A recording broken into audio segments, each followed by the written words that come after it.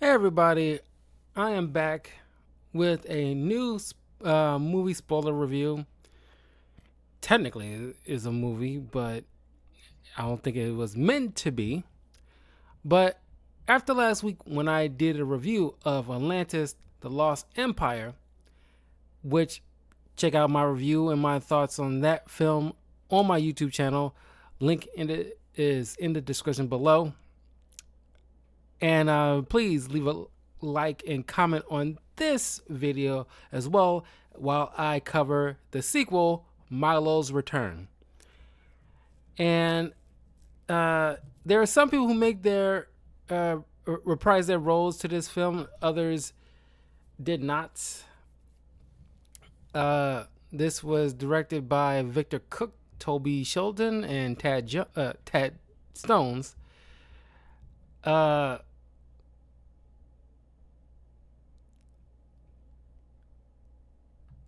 Cree Summer reprises her role as Kita, Corey Borton as Mole, Don Novello as Vinny, Phil Morris as Dr. Sweet, Jacqueline Oborodors as Audrey, John Mahoney as Mr. Whitmore, and Florence Stanley as Mrs. Packard, who during by the time this was getting ready to release, she would have been passed away at this point.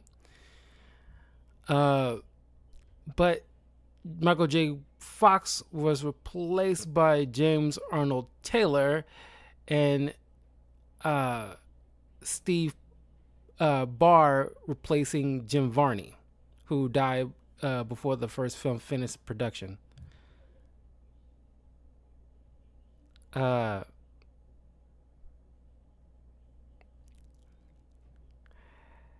so this it wasn't like a bad idea. I think a decent amount of people was looking forward to a legit sequel to this film, but I guess because when the first film came out, it didn't do so well at the box office, but it found its audience when it went to DVD. But this was a direct to DVD release. It wasn't allowed into theaters, as you can see why. But before I get into that, the movie begins where Milo is enjoying life, married to Kita, who's now Queen of Atlantis, who is going through some kind of like, I won't say existential crisis, but just,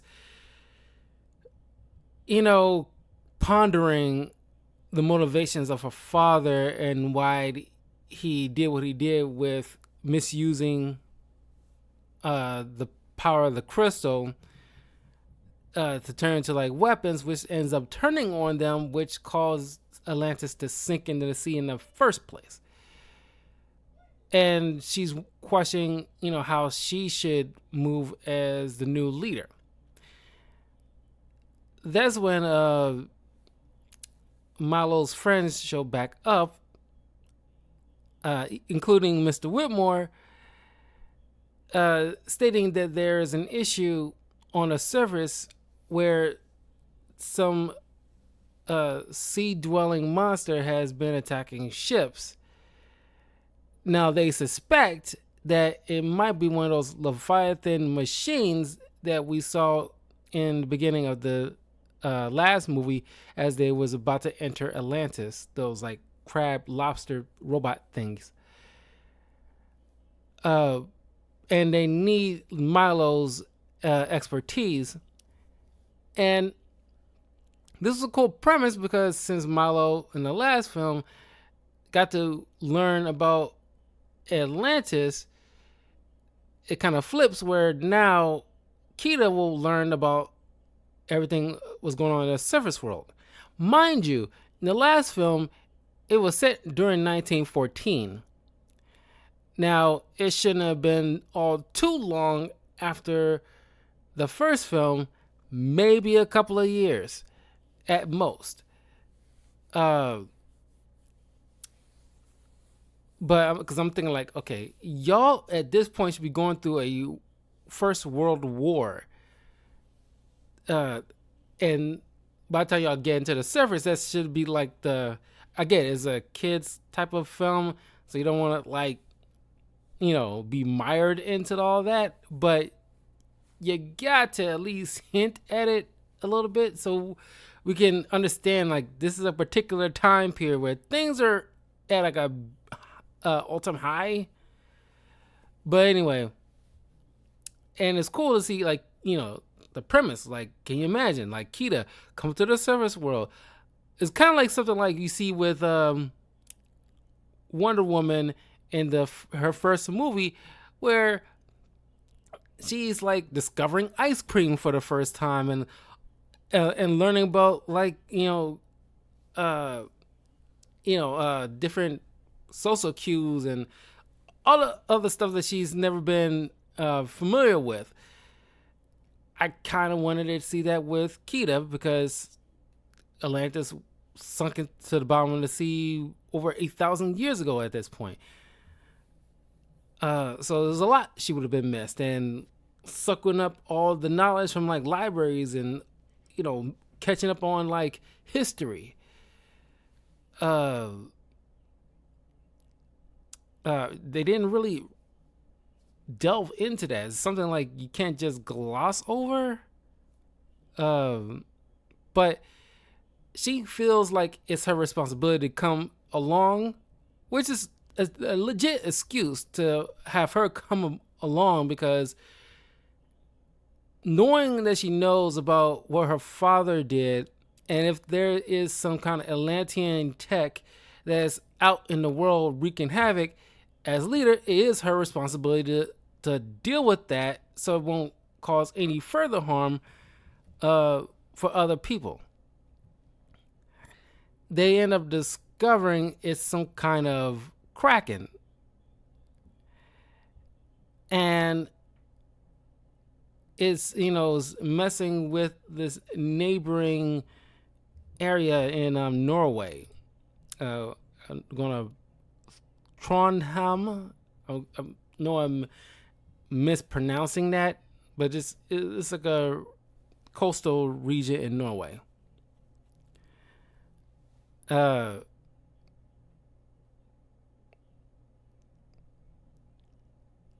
uh,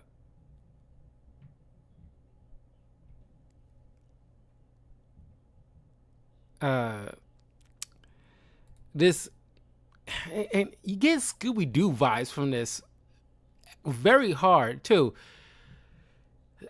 When they enter the village, they see like the town is it's all covered in a thick fog, and people are just gloomy or seems to be like under the thrall of something.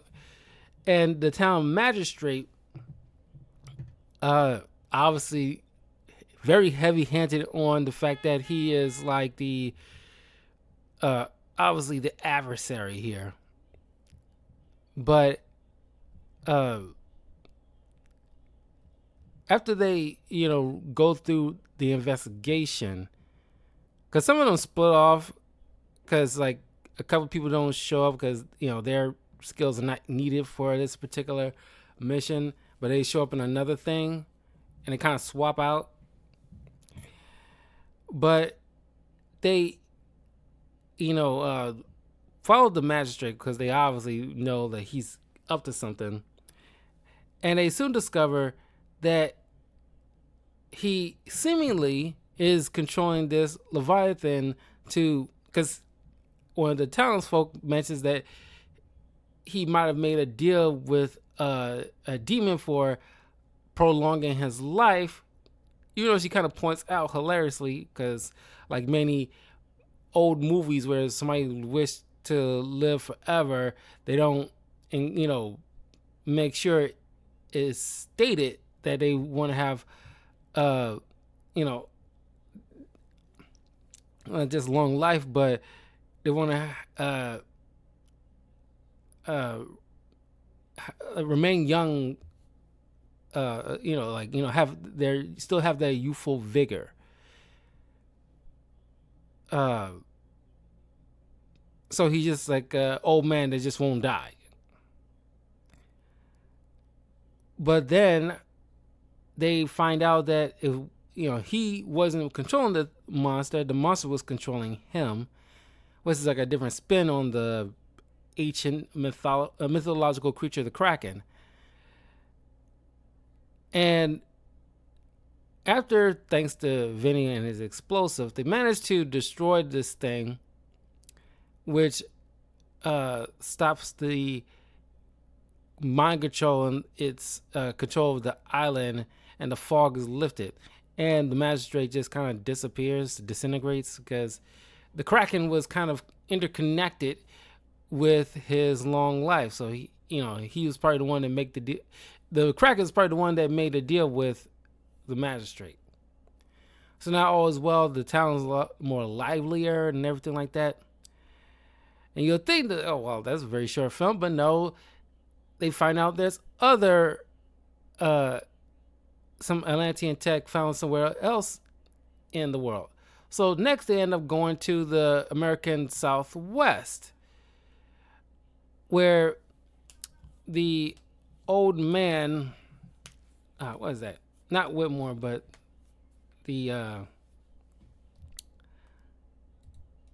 old prospector, type of dude.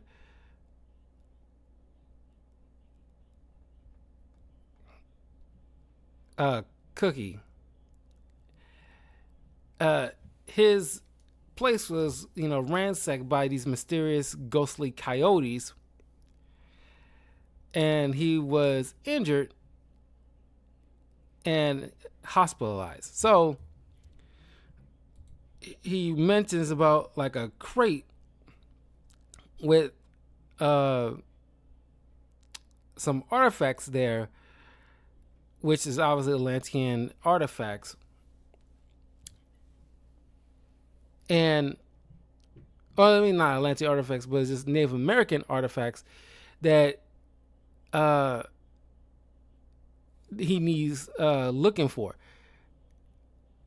And it turns out this slippery used car salesman type of dude who I could have sworn kind of sounds like Biff from Back to the Future.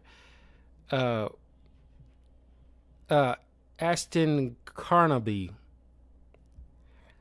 who obviously the one who, took Cookie's belongings to try to sell different, use a big gift shop to sell all types of artifacts, some real, some not.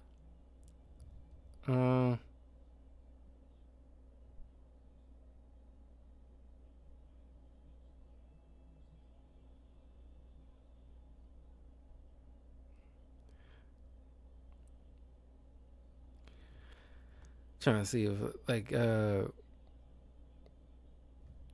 I'm curious because I should have looked this up, before, but I'm too curious. Sorry, I gotta see if if the guy who played Biff was the one who voiced that guy, Thomas Wilson. This is like a filmography. Yeah, he was. It's like I knew I recognized that voice. Yeah, it just wasn't showing up on the list here for some reason of the Atlantis thing. Anyway, so they meet this, seemingly normal Native American guy on the highway as they were driving to investigate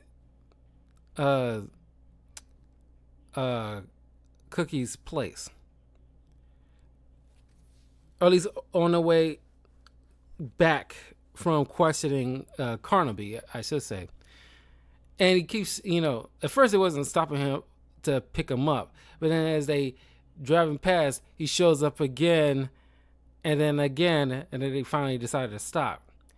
And it turns out he's like an apparition, a wind spirit, who it was kind of like the whole thing with what was it, Poltergeist, where it's like the house is built on top of a Indian burial ground kind of situation. That's what we're dealing with here. Uh, Artifacts that's supposed to be for belong to his people, which never really mentioned like the type of tribe he's from specifically, because there's many different types of Native American tribes. Uh,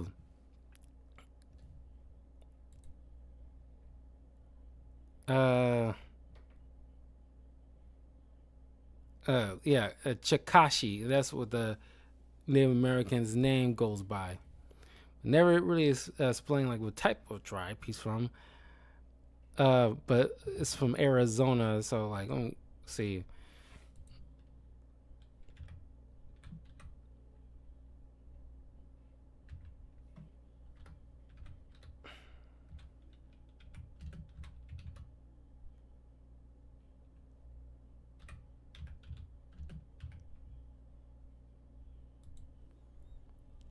Okay, we got at least a handful here.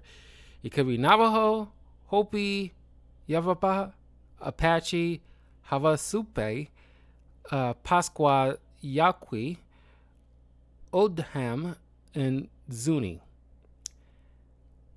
So, got 8 options here. Didn't really mention any one. I mean, they could have gone with Navajo or Apache because they're probably like the more recognizable ones. But it's all speculation at that point. But they haven't really been bothered with that. So after they realized, yeah, Carnaby actually swiped Cookie's like belongings, which includes one of the Native American artifacts that he found at one point. So after like lying to them, expecting like, oh, he saw the light, like, oh my god, like I see that what I did was wrong. Woo, woo. They end up driving to this this kind of like some type of cave or cavern structure where it has all these different kind of like carved out mountains landscapes with like uh large statues and all these other artifacts. It's like wall caves or some kind of thing. And Kita notices they each tribe kind of took inspiration from Atlantean from the Atlantean people. Certain things that each tribe kind of borrowed. And it kind of makes sense given the fact that in the first movie, at the beginning, you notice that not everybody sunk into the sea with Atlantis. Some were trapped outside of it. So they had no choice to end up living on the surface. And they kind of, I guess, migrated out, kind of scattered to the winds. And they, whatever knowledge or tech they had on hand, they brought it up, to other ancient cultures, each one kind of adopting that. So makes sense. The Native American people would have probably gotten some inspiration from that, which kind of warms Kita's heart, knowing that her people kind of like help other cultures thrive. Which is kind of a lesson she ultimately learns that her people. She can't really fully blame her father. It's like, sure, he might have made some poor decisions with their tech, but her people actually done some good with it as well. Anyway, the guy, of course, Carnaby backstabs them, attempting them to like trap them in a cave. But we see Skinny Milo fight him off. But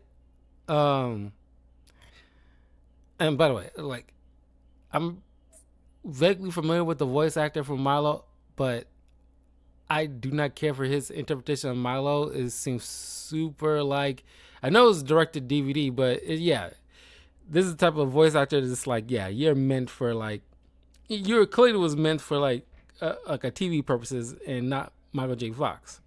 And I'm not sure if this would have been around the time that Michael J. Fox was going through the whole Parkinson's situation.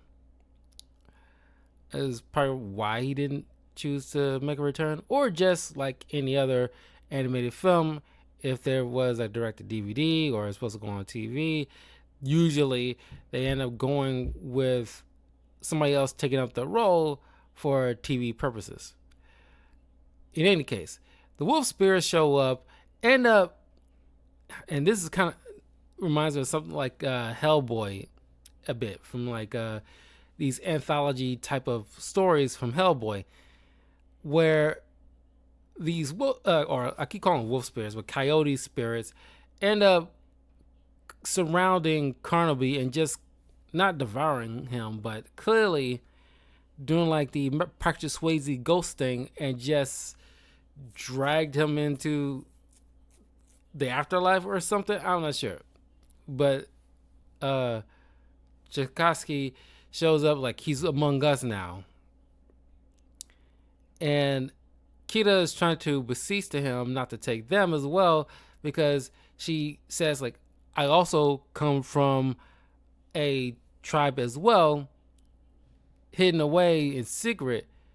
And he is like, okay, tell me your your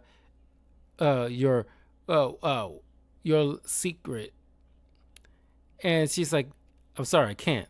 And that was obviously supposed to be like a test, because like if he would have told him, then he knew she wouldn't have been able to be trusted. So he passed off some words of wisdom to Kita, but then they end up going to another, it's like a final mission with Milo and the group, going back to seemingly it's got to be Norway again. Well, no, it's like returning to Whitmore's home, and his place got robbed by this guy named Eric Hellstrom, who it'll be around this time when the stock market crashed, so he lost pretty much everything and kind of lost his mind.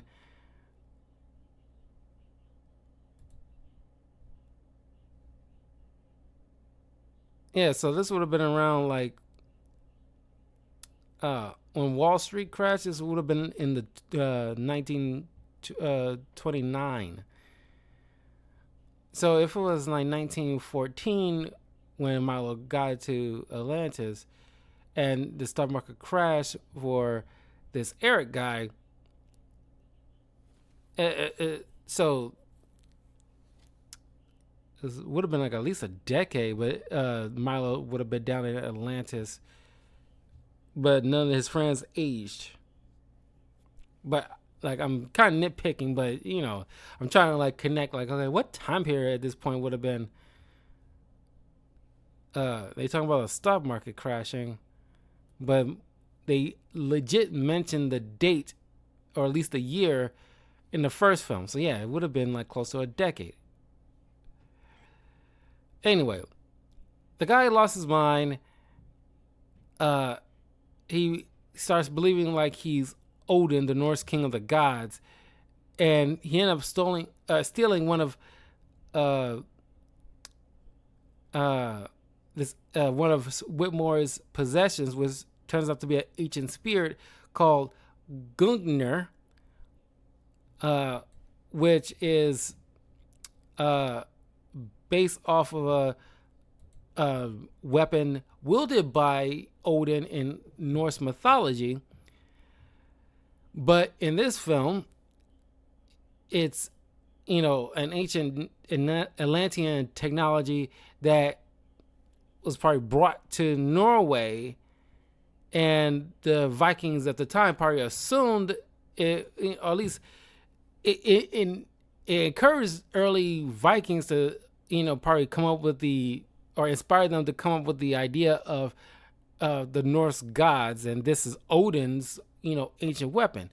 And of course, Whitmore at some point found it, and it was among his possessions. Turns out it wields some considerable power because it calls down lightning. And it's like, Whitmore never used this freaking thing, or what?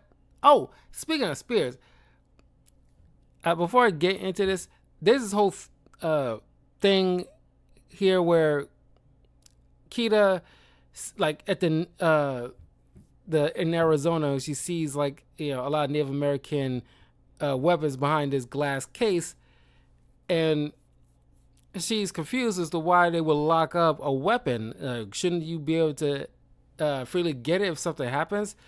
And Milo's trying to explain to her, no, it needs to be protected.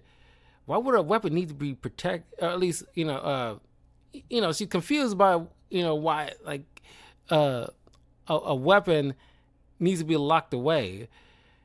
And it's not even funny. Usually when you do something like a narrative like this, like a fish out of water thing, sometimes it's either played charming or it has to be funny in order to make it work. And it was neither one of those things, because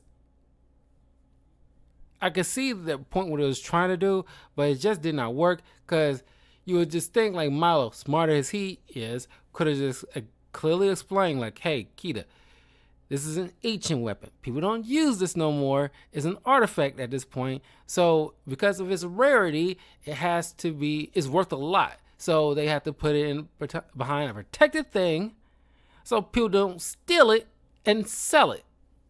And because they won't respect it. And it's just like, there's, in the first one, there was funny moments. Not everything was funny, but they knew how to play the levity.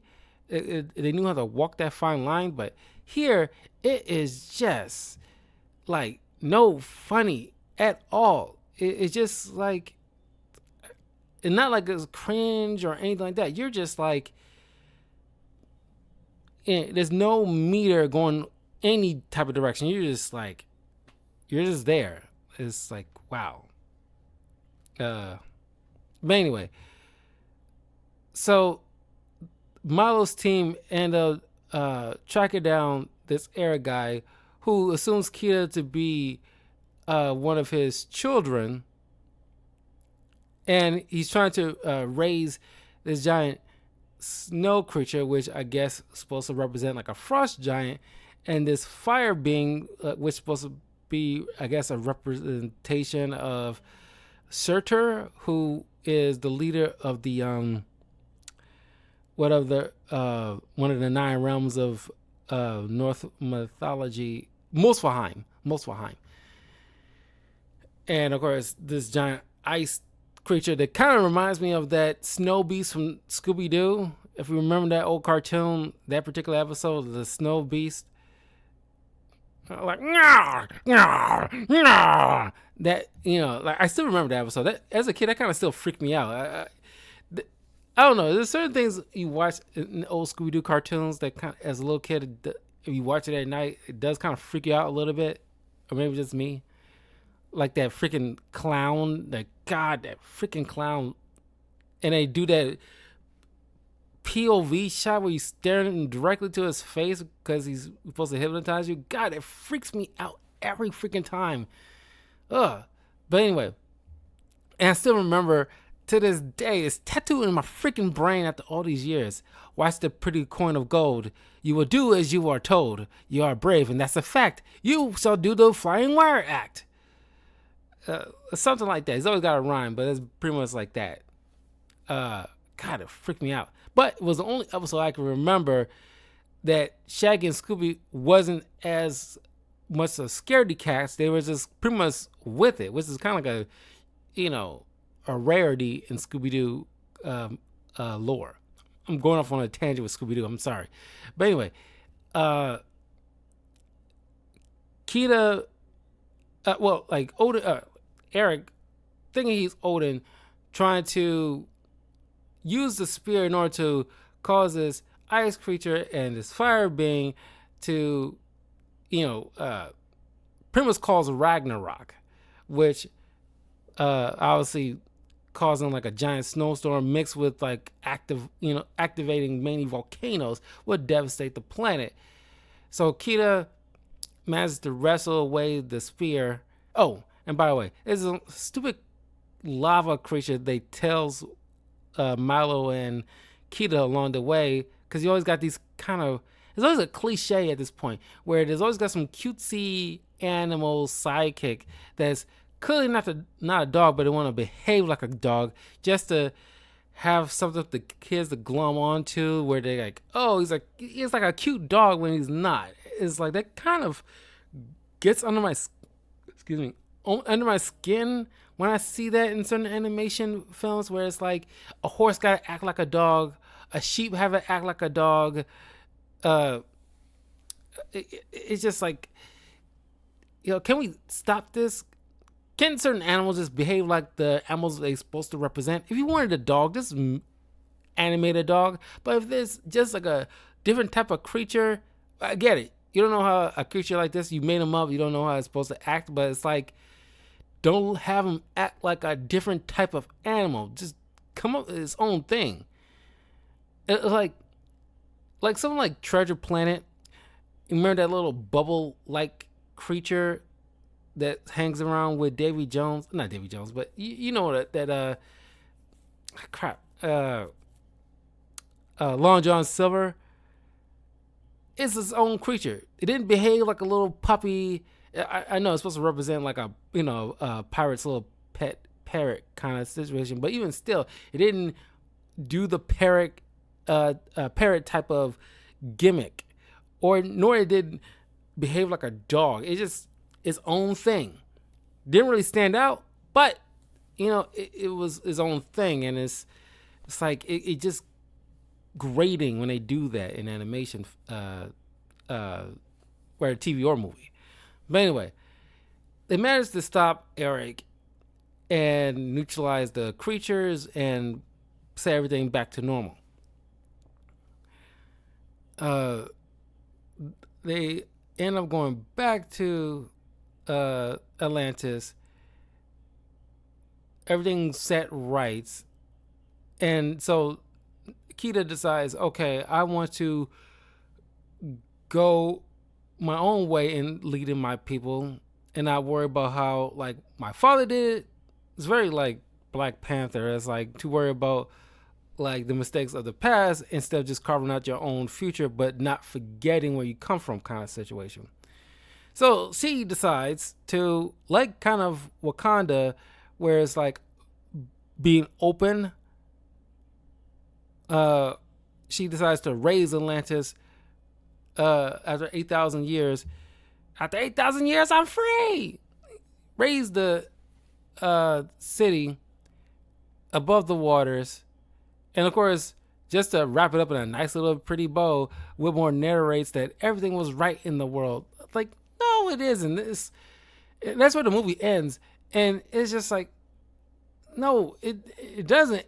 And because like there's gonna be ramifications here, because Atlantis, who used to be known to be like a ancient, superstitious mythological city that, like the Kraken or any other ancient type of locations like El Dorado, is myth, and turns out to be not myth. That will cause like real world changes, and some of which is not going to be good, especially during a period of WW1 and the stock market and all this other stuff, which I don't doubt that Atlantis technology could help with the world's like with the Native American culture or probably Norwegian culture. This could help the world over thrive in ways that they wouldn't have previously, but there would be kind of pushback and questions, and pretty much people trying to do some underhanded stuff, trying to pillage or attack Atlantis in some shape or form. It's going to happen, and sure, they can easily fight them off with their better technology, but still, it's just like you're trying to make it seem like everything's gonna be hunky dory. It's not gonna be, especially with WW2 still probably gonna be on the rise. But now, because Hitler had like a thing about the occult and try to have his men search. You seen Indiana Jones try to have his men search other ancient lands for certain mythological artifacts that he thinks could easily help him win the war and things of that nature. He don't think he will probably had some people try to sneak into Atlantis to steal some technology to use against the Allied forces, or even what will happen with like Oppenheimer, because the way the war ends because of the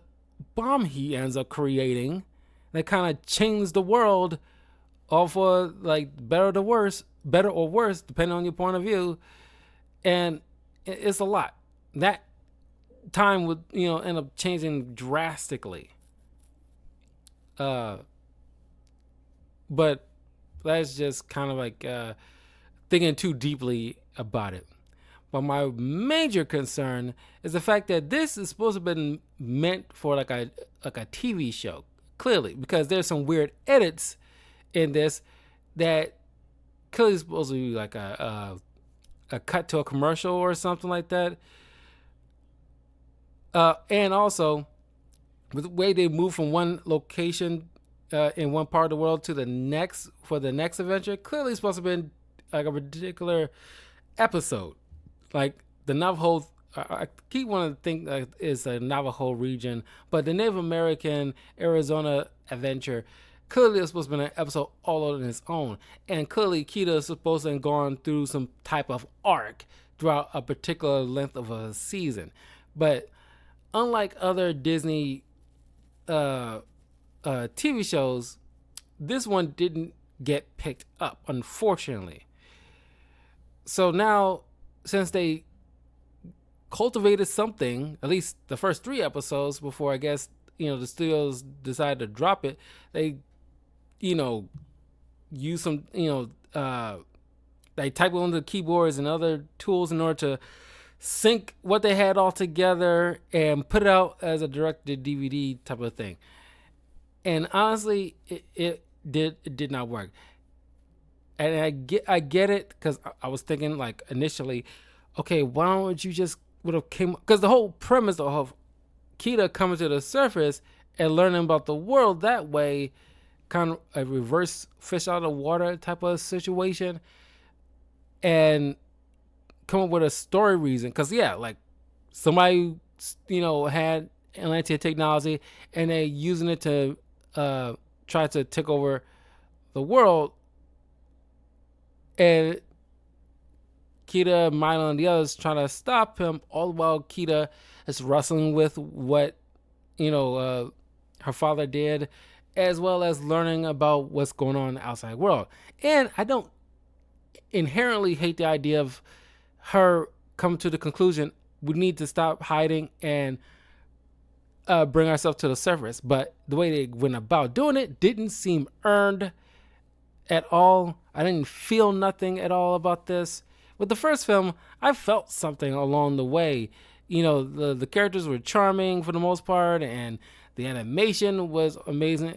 But this one seems like the animation style here seems super lacking by comparison. Clearly, like you're watching some type of, like you're watching Lilo and Stitch the series, and not Lilo, because compare Lilo and Stitch the series and towards its movie, stark contrast when you pay attention to the animation style. It's very distinct sometimes. Even like something like Aladdin the TV series compared to the Aladdin the movie, the animation styles, you look side by side, is dramatically different. That's what it feels like, and I could not get into it. Uh, the I can't really. I like the uh, previously established voice actors because they still did a thing, but the like like I said, the replacement voices didn't really like. I didn't jive well with it. All in all, this wasn't all that good. They could have come up with something entirely for a sequel, but I guess they didn't have the backing and they already had something to work on and they didn't want to start from scratch. I get it, but they should have had like something on the back burner. Uh, Even if it wasn't like good, it at least would have had something or something completed, something that actually is like you can call a legit film and not like a cobbled together 3 episode story. Which is pretty much basically Scooby Doo or Hellboy or something like that. This is, I don't know. It wasn't giving it wasn't giving Atlantis to me. It's just like it's not the worst thing I've ever seen. It's not horrible. It's not offensive or anything of that nature. It's fine, but if you compare it to the first film, it is dramatically terrible by comparison. But anyway, that is Milo's Return. I wanted to review this because I have not remembered what was this completely about, because it's been years since I know I saw this as a kid, but it's been so long and it didn't stick with me like the first one did. The first one really stuck with me for many years. Every time somebody bring up about like Atlantis, the Lost Empire, deep in my mind, images of certain scenes start like popping up like that. Here, they mentioned Milo's Return. I remember as a movie called Milo's Return, but I don't remember any type of details nor even scenes. So it's just like okay, let's revisit this because like it'll be interesting to see. But yeah, I would not recommend it. But if you have little kids, I'm pretty sure they might get a kick out of it. But I'll stick with the first one. But anyway, that was Milo's Return. I will see you guys in a few minutes as I will go over the final season of the TV show The Batman. So stay tuned for that, and I will see you all soon. Peace.